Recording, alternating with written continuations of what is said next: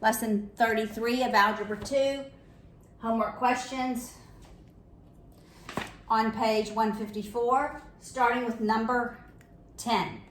Find the equation of line that's perpendicular to y equals -3/5 x plus 2. The only reason I'm using this equation is for the slope. Perpendicular lines are the negative reciprocals. So the slope of the line perpendicular to it, I take the reciprocal and I change the sign. It's going to be 5/3 is going to be the slope. And it goes through points -4, 2. I use the point slope formula. Is y minus the y coordinate equals the slope 5/3 times x minus a -4, the x coordinate, which is +4. Distribute that 5/3. We have y minus 2 is 5/3 x plus 20/3. I'm going to add 2 to both sides, but I need a common denominator because I need to combine 20/3 and 2. So I'm going to multiply 2 by 3 over 3 to have a common denominator. So that's plus 6/3.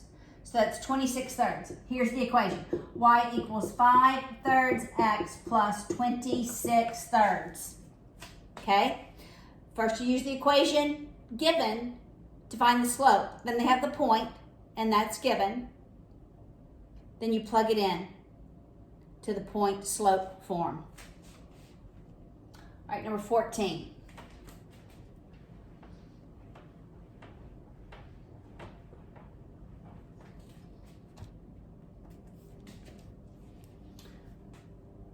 Find an angle such that 3 times the complement of an angle. All right, what's the complement of an angle? 90 minus the angle is going to be the complement. And 3 times that angle is 50 degrees greater than the supplement of the angle. What's the supplement of the angle? 180 minus the angle. All right, so let's distribute the 3. So we have 270 minus 3a. We'll combine the 180 and the 50, and that is 230 minus a. I'm going to add the 3 a's on both sides. I'm going to subtract the 230 from both sides so that I'm left with 2a is 40, dividing both sides by 2. The angle is 20 degrees. All right, number 16. All right, we have a complex fraction. First thing we want is a common denominator in the numerator and a common denominator in the denominator. Once I have that, I multiply by the reciprocal of the denominator over itself. All I can do with this problem is multiply by what's effectively 1 because I have no equal sign. All right? All right, so we have x plus 4xy over x all over 1 over x minus y. I want to make x the common denominator in the numerator, and I actually want to make x the common denominator in the denominator. All right, so I'm left with x squared plus 4xy all over the 1 common denominator in the numerator over 1 minus yx over x. Okay, here's a pattern. When I have the same denominator in the numerator and denominator, it's numerator over numerator. So it's just x squared plus 4xy over 1 minus yx. Nothing can be simplified because the terms are added.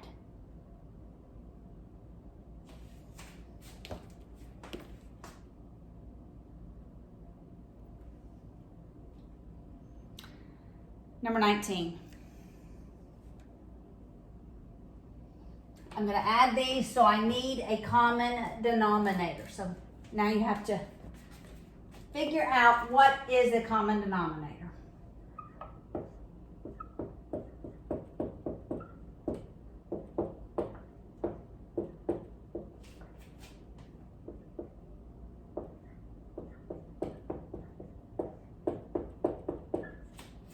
I have x squared, and I have x plus y.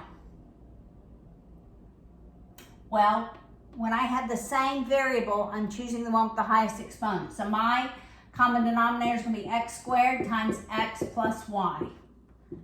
X squared times x plus y. X squared times x plus y. It doesn't have to be x cubed because x goes into x squared. Now I just need to figure out what I need to multiply each term by. This first term, I multiply by x over x. That's how I get that common denominator. And I have ax. This second term, I have to multiply by x plus y over x plus y to get that denominator. This last term, well, we'll go ahead and distribute b. So that's bx plus by. This last term, I need an x squared over x squared. So when I distribute it, we have cx cubed plus 4x squared. I move the signs to the numerator and write them all over the one common denominator.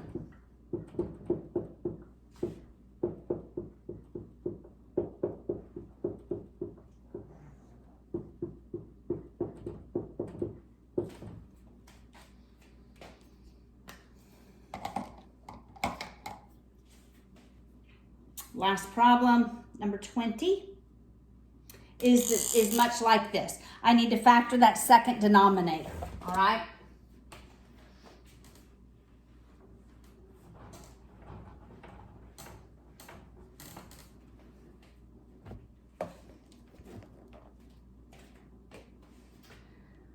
All right, so we have 4. Well, that's not a good marker now, is it? Let's see. 4 over x plus 4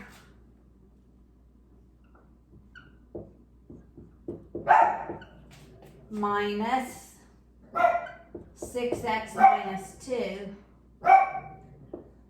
over x squared plus 2x minus 8. I'm going to factor this denominator. I need factors of -8 such that we add them and we get positive 2. I know it's going to be 4 and 2. 4 needs to be positive, 2 is going to be negative.